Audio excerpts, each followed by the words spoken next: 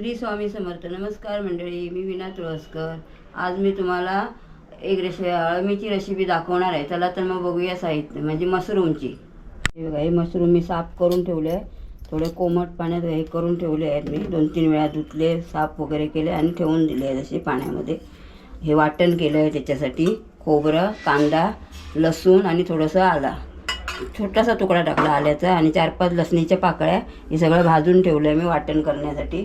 हे फोडणीसाठी कांदा, लसूण बारीक केली आहे 4 पाकळ्या, कढीपत्ता, ही कोकमा टाकणार आहे, कोथिंबीर, मीठ, तेल आणि बाकी सगळं साहित्य घालते वेळी तुम्हाला दाखवणार. आता पहिलं मी वाटण करून घेते.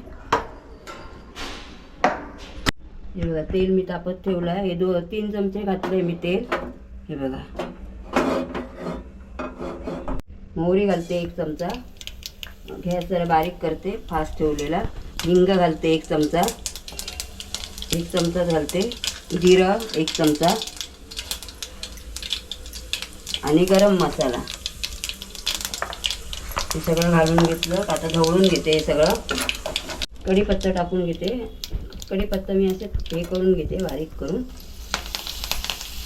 आणि आता ताबडतोब मी कढीपत्ता पण टाकला. आता कांदा घेते घालून आणि लसूण पण बारीक करून 4 पाकळ्या ठेवल्या आहेत बारीक करून मी, कारण वाटणामध्ये पण 4-5 पाकळ्या टाकल्या आहेत मी.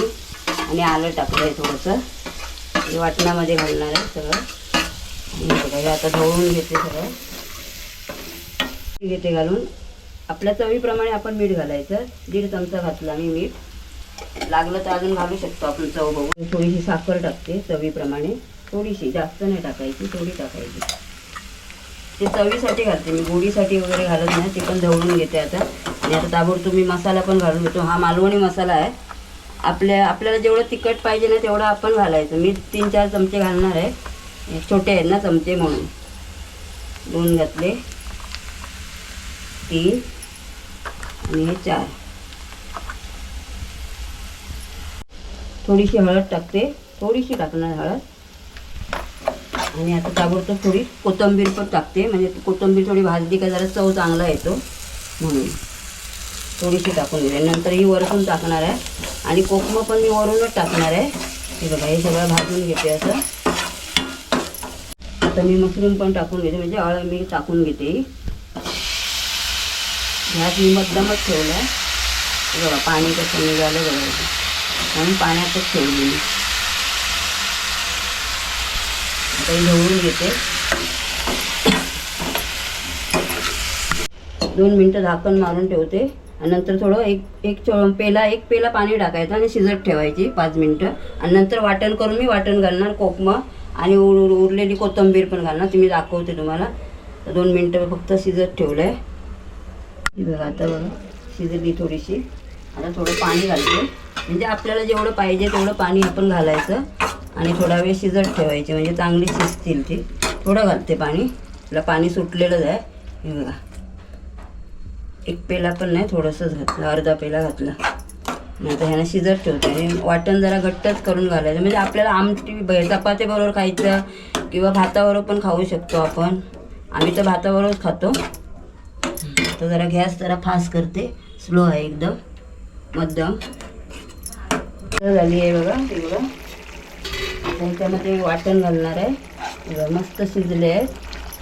सेम मटणाचे असे वाटत आहेत बघ. चिकन नाही तर मटण असं कसं. आणि सुगंध पण इतका भारी सुटला आहे काय विचारायला नको. हे तुम्ही भाकरीबरोबर, चपातीबरोबर, कशाबरोबरही खाऊ शकता. आता मी वाटण घालते याच्यामध्ये. आपल्याला जेवढं पातळ हवं ना तेवढं आपण ठेवायचं. सगळं ते वाटण घालून घेते. आम्ही भाताबरोबर खाणार म्हणून मी पातळच थोडंसं करणार आहे, नाही तर सुकं पण केलं तरी चालतं.